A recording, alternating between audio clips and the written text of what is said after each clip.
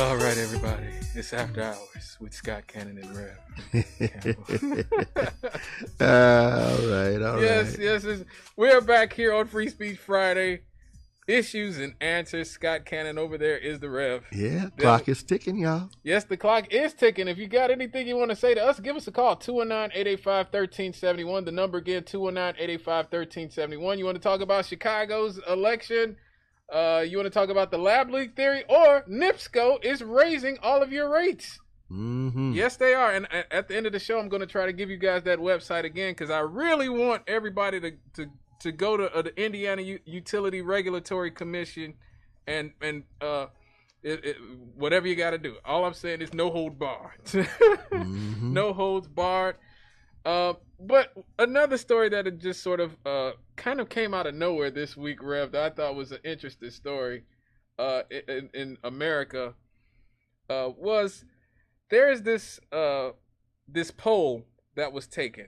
Mm-hmm. In America, by Rasmussen Reports that surveyed 1,000 Americans with the question: do you agree or disagree with this statement? It's okay to be white. Okay. Now, the Anti-Defamation League characterizes the phrase "it's okay to be white" as a hate slogan, right? Because the KKK actually and David Duke about 20 years ago were putting this on T-shirts. Oh, okay. Yeah, so it's okay to be white. It sort of becomes sort of what is considered, it's like a phrase that is associated with white power movements, etc. So they found that 72% of the respondents agreed with "it's okay to be white." Okay, because I think a lot of people don't know about this. Right. But 53% of black people said, "Okay, it's okay to be white." Now, there is this cartoonist named Scott Adams. Ah, yes. Who is behind the cartoon Dilbert. Right.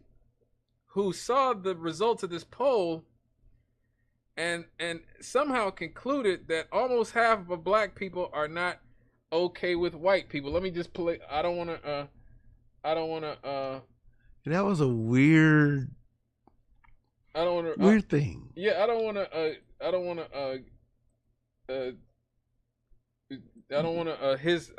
to put words in his mouth, so I'm going to try to make sure I censor this because there is a little bit saucy language here, but on one of the things. But time to get the beat button, huh? Yeah. So if nearly half of all blacks are not okay with white people, according to this poll, not according to me, according to this poll, that's a hate group.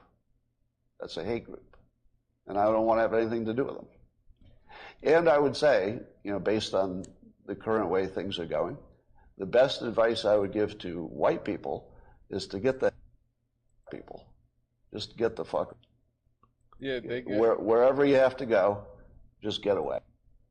Because there's no fixing this. This can't be fixed. Well, there's nothing to fix, man. You just have to escape. So that's what I did. I went to a neighborhood where, I have a very low black population. Because unfortunately, there's a high correlation between the density. And this is according to Don Lemon, by the way. So here I'm just quoting Don Lemon when he notes that when he lived in a mostly black neighborhood, there were a bunch of problems that he didn't see in white neighborhoods. So even Don Lemon sees a big difference in your own quality of living based on where you live and who's there. Mm-hmm. So I think it makes no sense whatsoever as a white citizen of America to try to help black citizens anymore. It doesn't make sense. It's no longer a rational impulse. And so I'm gonna back off from being helpful to black America because it doesn't seem like it pays off. Like I've been doing it all my life, and the only outcome is I get called a racist. That's the only outcome. It makes no sense to help black Americans if you're white. It's over. Don't even think it's worth trying. Totally not trying. So wow. Yeah. So he's basically saying Well, first of all, like I said, the phrase he's responding to the poll. A poll that said that 53% of black people did not like the phrase "it's okay to be white" or. Well, I thought it was 53% said that they agreed with the statement. Yeah, 53% So, said so more than half agreed with the statement. More than half agreed with the statement, in spite of the fact that there's this connection. Yeah, there's this connection. So, which would I think in the minds of some black people make us more likely to say that that's not cool, because again, if a phrase is associated with KKK, black people are not generally going to be in favor of it. And so he somehow extrapolated from this poll that black people are a hate group. And he said, I don't want anything to do with them. And the way things are going, the best advice I would give to white people is get the hell away from black people, because there is no fixing this. And so after this, the company that syndicates his cartoon, which is one of the bigger cartoons, I've never read it, but people I always see Dilbert character everywhere. They said they're cutting ties with its creator after his distributor and book publisher are cutting ties with him. The publisher of the book said that they will no longer move forward with publishing his book. The Penguin Random House imprint portfolio said that they won't publish his book, Reframe Your Brain. So for me, I think people like him are doing black people a favor in general. That's why, in a way, I don't agree with cancel culture in that sense, because it's like, to me, I like when white people are honest about being racist. Yeah, it makes it easier to know who you're dealing with. It makes it a lot easier to know who you're dealing with. So, to me, I didn't look. If people want to buy his books, go ahead. That's your business. But it is important for black people to know the rationality, the logic that people are using to be racist here in 2023. Like, let me see what this caller has to say. Hello, caller. Okay, Scott. Hello, Cleveland. What's up? Now, you just read the question about, is it okay to be white? Right. Now listen to me good. Is it okay to go out there and rape? Is it okay for the Ku Klux Klan to go out there and rape the 7-year-old black girl, pouring acid down their privacy, raping the 6 or 7-year-old black male, cutting off their privacy, they call castration? Do you want to be in that? Do you want to be with a group like that? Oh no. Why would somebody want to be with a group like that? Because they're racist. They got hated, huh? Because they're racist. Well said, and they got hate. Well, that's past hate. That's past worse. Oh Lord, that's past worse than the devil. Well, I guess, Cleve, the thing is, when you hear the phrase, it's okay to be. I mean, pull the word white out and put anything else in there. What the average person hears is, okay, I don't have any problems with, they're not causing me any problems. I guess, it's okay to be a Cub fan. It's okay to be a White Sox fan. Right. Okay. More than okay. Okay, well, it's okay. I tell you what. It's okay that Satan got cast out of heaven, so go and be with Satan. Let Satan be your God. Well, no, that's not the same thing. No, it's not the same thing, but since Satan was cast out of heaven, just go on over there with Satan, let him be your God. Yeah, but every angel isn't Satan, right? I didn't say I know. Anything. I'm going to say that to you. And every white person is not in the KKK. Satan got cast out of heaven, just go on over there and let him be your God. Okay. It's all good. All right. Thank you for your call, brother. I mean, I understand. Like I said, I understand. Like I said, I think, like I said, it's a total mischaracterization to act like black people don't think it's okay to be white, to make us all, or at least almost half of us, to be white. I thought it was bizarre that he would look at, even knowing that it is a phrase that was adopted by the KKK. Still, the majority of black people did not say it's not okay. Majority of black people still said it's okay to be white, in spite of the fact that that phrase was associated with David Duke and people like that. Because I'm pretty sure that 53% of blacks would not say it's okay to be a Klansman. Right, exactly. Exactly. We're able to understand nuance. Right. So even by his own standard, it's not the majority of black people, but it just it goes to show you the amount of mental gymnastics that a lot of people will go through just to justify their own racist ideas and racist beliefs. And, you know, he brought up Don Lemon as if Don Lemon is the paragon of blackness. Like we look to Don Lemon for our esteem and social commentary in the black community.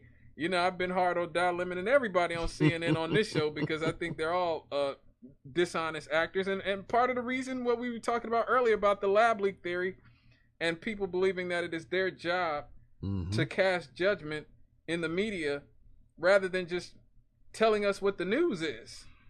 So I don't think looking at Don Lemon. I'm trying to figure out. Okay, he says he spent his whole life trying to help black people. I've never heard of. Dilbert has made him a lot of money. I ain't heard him doing anything for us. I ain't heard a thing. I didn't even know his name until now. I didn't either. Until this week. You know. So, bro, Hemi. So whatever he was doing must not have been that good. Right. You know, you must have been failing in your efforts because we don't know nothing about you. Nope. Other than, you know, you had that goofy comic strip, and I quit. Here's the thing. I haven't looked at a comic strip, you know, since I started reading books, basically. Well, you know, comic strip was the bridge that got me, you know, from Dr. Seuss to the sports page. You know, I started out on Sunday morning. Daddy would read whatever he read. I'd read the comic strips. Yeah, me too. That's what we. Well, once we outgrew that and could start reading the editorial pages, we pretty much stopped reading the comic strips. I heard that. So, you know, he became wealthy. Okay, good for him. He doesn't want to be around. And then the thing about living in community, you know, it's amazing to me. If you live in a mostly white community, there's criminal activity that happens in those communities too. Yep. You know, you might be less likely to a certain extent have to deal with physical violence. You just have to make sure your doors are locked because you got more burglaries to deal with in their neighborhoods because, well, there's more stuff to steal, I guess. But, you know, crime tends to follow a pattern. What the criminals want is what they will commit crimes to get. And in black communities, a lot of that criminal activity, a lot of the shootings and stuff tend to center around turf control. Yeah. 80% of the people who get killed in Chicago have criminal records, folks. 80%. So again, and I always tell people, Michael Jordan and Oprah's kids ain't killing each other in the streets. Nope. Like kids in the projects, unfortunately, fall to that because the conditions in their community, crime and poverty have become normalized. It wreaks havoc on their mental state. A lot of these kids have PTSD. But again, you don't see Will Smith's kids out doing drive-bys on people. Nope. So it's important to remember that when people like this are saying that. And so he's lost his source of income, although I'm sure he's saved some. Oh, up, yeah, and I'd hope so. He'll be fine, but whether he's fine or not, bottom line is, at least until the heat dies down, you won't be seeing Dilbert on your copy of the newspaper. You will definitely not. But one thing we will be definitely seeing is this break that's coming up. And when we come back, we're going to say goodbye to another legend that passed away yesterday. And we're going to mop up. So please stay with us here on WLTH 1370 AM.